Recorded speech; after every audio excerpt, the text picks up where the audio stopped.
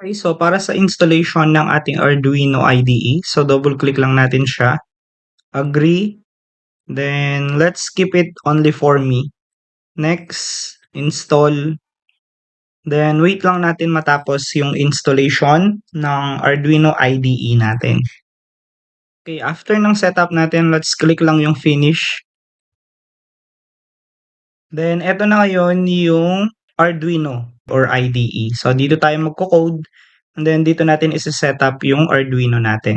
Okay, so yung next step natin, pupunta lang tayo dito sa Sketch, tapos include library, manage library, and then i-search nyo lang etong Adafruit GFX, and then install lang natin siya. Then install all. Then mapapansin nyo dito na part, nag-i-install siya, and makikita nyo rin dito sa output natin yung installation na ginagawa. And then yung next naman na dapat nating i-install is eto po siya, Adafruit SSD 1306. So, naka-install na siya sa akin. So, install nyo na lang din yung Adafruit SSD 1306 by Adafruit. So, kailangan naka-install itong library na ito. So, para sa tutorial natin, gagamit ako ng walkwe.com. So, dito natin isi-simulate yung gagawin natin na basic Arduino activity.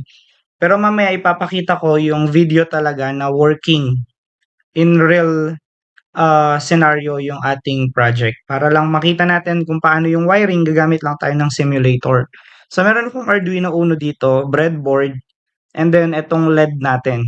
Okay, so kung gusto nyo mag-add ng mga materials, i-click nyo lang yung add new part, yung plus. So, makikita nyo dito. So, yung in-add kong LED is itong 1306. Bakit yan? Meron kasing button yung LED na to, na which is gagamitin natin later on. Then, kung gusto nyo ng breadboard, search nyo lang dito, breadboard, so nandyan sila. So, just search yung item dyan, makikita nyo.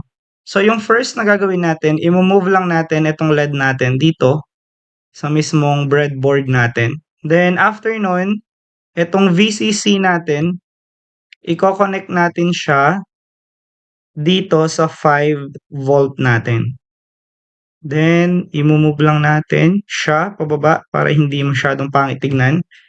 So, yung next part naman, dito naman tayo sa mismong ground natin. Then, i-move lang natin siya dito sa ground ng Arduino natin. Then, baba lang natin siya.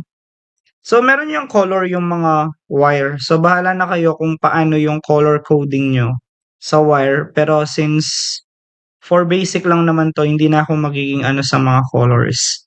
Then, after nun, so meron kang SDA dito. Then, ang gagawin natin, ilalagay lang natin siya dito sa A4 natin. Baba natin siya. Yan. Then, after nun, itong SCL naman natin, lalagay natin siya kay A5. Then, baba. So, pangit lang yung pag-aano, pero yan yung magiging wiring nyo sa mismong Arduino Uno at saka sa breadboard with pins ng LED natin. Next, i-connect natin yung Arduino Uno natin sa mismong laptop natin para ma-read siya ng Arduino IDE natin. Then, after nyo ma-connect yung Arduino Uno sa mismong laptop natin, pupunta tayo sa Tools, sa Board, Arduino AVR boards, pipiliin natin yung Arduino Uno. Yan, para mapunta dito sa board natin yung Arduino Uno. And then next, sa port natin, pipiliin natin tong COM3. Click lang natin siya. Okay, so mapapansin nyo, nagkaroon siya ng symbol dito. So ngayon, babalik tayo dito sa simulator natin. Now, itong LED kasi natin na ito guys, is hindi talaga ito yung OLED na gagamitin natin. So, eto kasi siya. So, mapapansin nyo, meron siyang K4, K3, K2, K1. So, let's assume muna dito sa simulation natin is meron siyang K2 to K0 to K1 to K4. So, let's say for example, nandito yung K4 niya. So, ililink lang natin siya sa mismong A0 natin.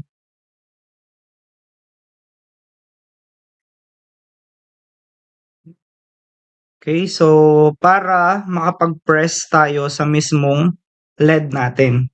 So, after natin ilagay yung wiring natin dyan, babalik tayo sa Arduino IDE natin and then ipe-paste natin yung code na to. So, ibabrowse ko sa inyo yung buong code natin. So, ito yung mga in-install natin kanina. Then, yan yung magiging code natin with comments. So, ayan siya. So, this code ay i-explain po natin siya on our next video. Pero now, for demonstration purposes lang tayo. Pero ito yung magiging code natin ngayon. So, after natin ma-paste yung code na yan, we will click itong upload. So, upload natin siya sa mismong Arduino Uno natin. And sa baba, makikita nyo yung compiling sketch. So, uploading siya and done uploading. Yung magiging output natin ngayon. So, mapapansin nyo yung LED natin, meron siyang 4 buttons. And kapag nag-click tayo ng buttons, makikita natin na mag-iiba yung mga text na nakikita natin. So, first click, and then second click, and then third click, and then fourth click will be the last. Then, babalik tayo sa pinakaunang text. So, ito yung output natin.